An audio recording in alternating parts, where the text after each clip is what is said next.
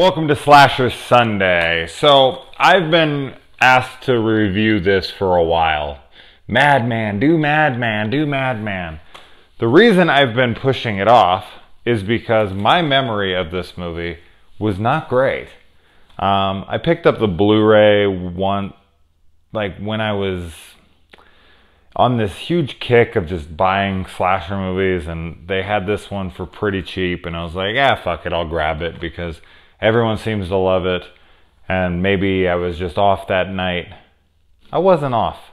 I don't understand. This movie is so fucking boring. I don't honestly have a ton to say about it. But I'll try. Anyways, I'm not saying this movie is completely void of anything good. There's some fun stuff in it, for sure. But there is so much dragging. Oh, anyway, okay, so there's some really cool, music. I like that theme song. Almost reminds me of like Escape from New York or something like that. And the I like that the campfire tale that's being told at the beginning of this, because you have a lot of campfire tales around this time period in horror films, is being sung by the guy who's telling the people around the fire, and it's got actually a really nice melody to it, and it ends up being the final song of the movie as well, but with like instrumentals to it. So I like that a lot. That was pretty cool.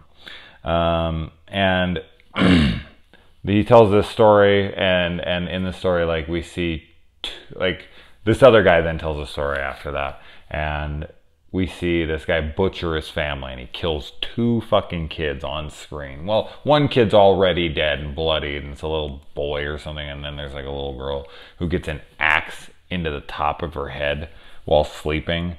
So that was pretty gnarly. And the whole campfire tale, that whole scene, the way it plays out, I thought that was great. So it's got a really good opening.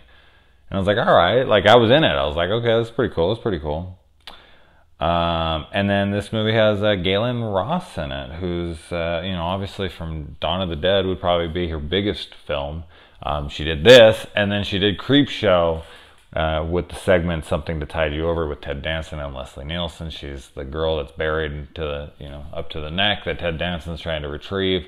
And those are the only 3 movies that she ever acted in. And all 3 are pretty popular horror films in the, horror little clique. So she had a damn fine career for like a quick minute in the horror genre, but she kind of dropped out of it.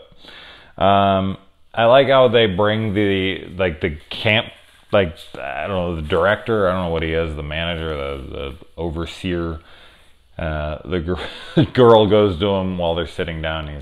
She's like, I've been thinking that, maybe from now on you shouldn't tell that terrifying story around the campfire to the really young kids. And he's like, I've honestly never even thought of that. Maybe that's a good idea. Okay, I won't anymore.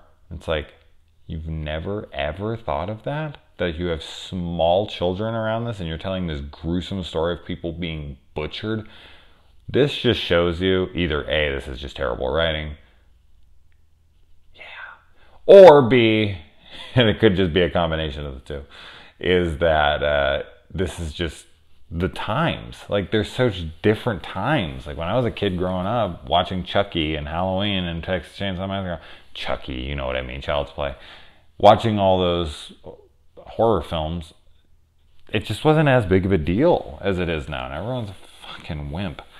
Even me, I have to become a wimp because I know I'll be frowned on so hard. And plus, I don't know, I guess I kind of bought into it. I'm like, I don't want to show my kids that shit, especially at their age. They're just too damn young to be watching Halloween or anything like that.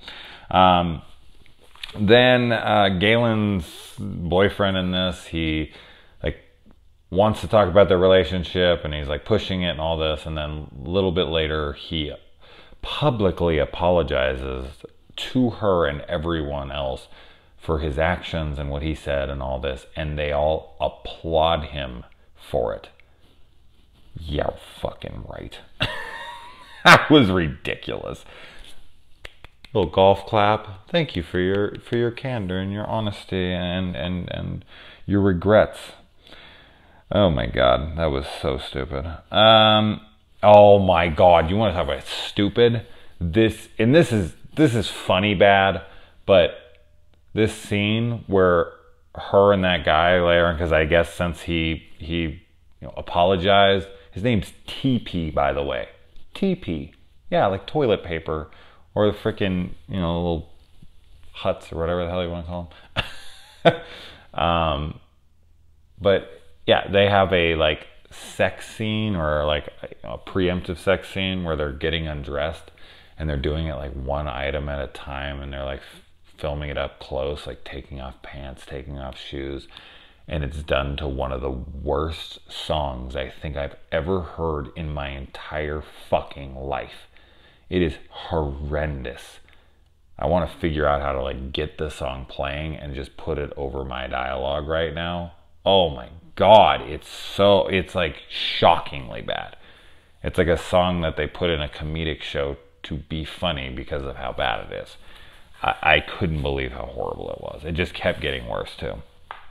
The dialogue in this film is dreadful. Outside of like the campfire stuff at the beginning, the rest is just like relationship drama and people scared like, where is this person? Can you come help? And people trying to like get laid by their girlfriends or whatever. And it's all just not interesting.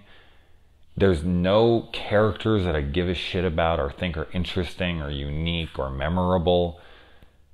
It all just drags. Like you're like the campfire scene, and then there's like some kills that are cool, and then all of the rest I could do without. All of it. I'm talking like this is like almost a 90-minute movie. I think it's like 87 minutes or something. I could have done it without like 77 minutes of it.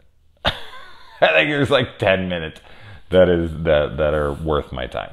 Everything else is just like, and I don't know what the hell's up with this transfer, but there's like all these purple scratches down the screen, like right in the middle of the screen. It looks like Freddy took his claws and ripped it open, and it's just purple lines, and they just kept appearing. So I don't know if those are scratches on the negatives that they couldn't fix, and that was the only copies they could find. But wow, they're extremely distracting from this dreadful film. One thing I did love was that the guy gets hung, right? And he's being pulled up, and instead of just sitting there and gripping at the rope and being like, and then dying like a dumb fuck, he actually reaches up and he grabs the rope and he pulls himself up and he grabs onto the branch above him and he holds on so that he can breathe. Thank you. Fuck. Why can't people do this in movies? Yes, granted, there are some where they actually tie their hands behind their back like they should. That, absolutely. But the scenes where they have their hands free and they're just like, Now, I know there's a lot of fucking people in this country and around the world that are crazy out of shape and can't do a fucking pull-up to save their life. But I think your adrenaline might have to kick in that moment and hang yourself. And so you don't hang yourself. So yeah, I just love that he actually pulls himself up. And then I love also that Madman Mars comes over and just grabs his leg and just yanks him down really hard, and he loses the grip and it just snaps his neck. That was a fantastic sequence. It was like a minute or two, and then it was like 20 minutes of boring. So I really liked that. See, I'm not all down. I'm not all bad. I give fucking films their fair chance, even though they might not deserve it. Madman Mars has his sword in the stone moment. There's the axe where the friends are like, oh, I give you, I can't remember what he offers them. Maybe a blowjob or something. Probably would have made this way more interesting. But he tells his friend, like, yeah, you pull it out and I'll pull mine out. And then so like he's taking, you can, of course, and then Madman Mars comes over. And I like how Madman Mars doesn't just grab it and just yank it right out in like half a second. I actually like that he has to struggle with it for a moment before he, yanks it out of there. So I thought that was okay. It was kind of silly because I feel like there should have been could have been much more of an emphasis on that. And it could have been like a more dramatic scene where like that guy who saw, like the guy who was actually trying to pull it out, He keeps saying pulling it out. It makes want to make me laugh. Fuck, I'm 12 years old sometimes, most times.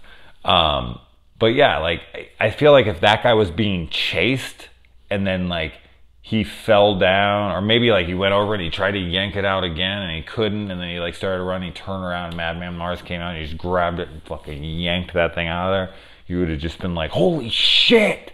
Like this guy is like, I just feel like that would have added more to that scene. Like, oh my god, this dude is crazy. Like even better would have been like two of them were like yanking on the thing and like trying anything to get this thing out, and then Madman Mars came around the corner and like knocked one of them down, and then the other one like, you know, started to take off and turned around and Madman just yanked the thing out. That would have just, you know, it would have shown us, it would have shown them, it would have been a much better scene. So they just had no focus on that thing at all. It was just such a quick little scene, and anyway, I'm over it. And I love the head in the engine when they go to check the car and it won't start, and he pulls it up and he's like, don't look, and she comes around and her head's like stuck in the freaking fan down there. I thought that was pretty cool. And her friend is thrown against the window and she has a shotgun and she blows her friend away, which then brings one of the little kids out, and she's just like, what's going on? She's like, go get everybody, we gotta get her, go wake everyone up. And she's like, okay, and just turns around really like casually and just walks back in. She reminds me of like Tommy Doyle in Halloween, which is Laurie's freaking out down there like, Tommy, I'm open the door, and he's just like, okay, and he like lightly walks down the stairs. It's like, wake up everybody, you just fired a shotgun. I'm pretty sure every fucking person in the entire damn camp is awake. And then yeah, he puts her up on, he grabs her and he puts her up on like a meat hook, and she actually like reaches down and grabs a knife out of her thing and then stabs him in the back, which then makes him turn around and knock over a candle, which burns his house down. He looks around, and Madman Mars has this really odd look to him where like certain scenes you could clearly tell it's a mask, and I thought that that was going to be a reveal of like, it's the leader dude of the camp or whatever. But it doesn't. Like then they show it up closer and his eyes are actually like, you know, makeuped in, so it looks like an actual face. And I was like, no, earlier in it was clearly a mask. So that was odd. But anyway, his noises he makes, almost like an animal or something. Interesting noise there. But then he just sees that his house is burning down, like all his bodies. I don't know if it's like his collection. He collects like I collect films, and he's like, rah, rah, rah. It sounds like freaking pod people, Trumpy. And then yeah, it runs off, and then the dude walks up to the guy and he's like, Madman Mars, and then Madman's walking down the fucking road, and that theme song or that song plays, and that's it. So I don't really have a ton to talk about with this film. I found it to be super boring, and I pointed out everything I like about it. So sorry it's a short Slasher Sunday, but I've had this requested enough. There you go. I'm sure all the people who requested are going to be like, fuck you, this movie's awesome. And I'm glad you enjoyed it, but I'm never watching this again. All right, good night, guys.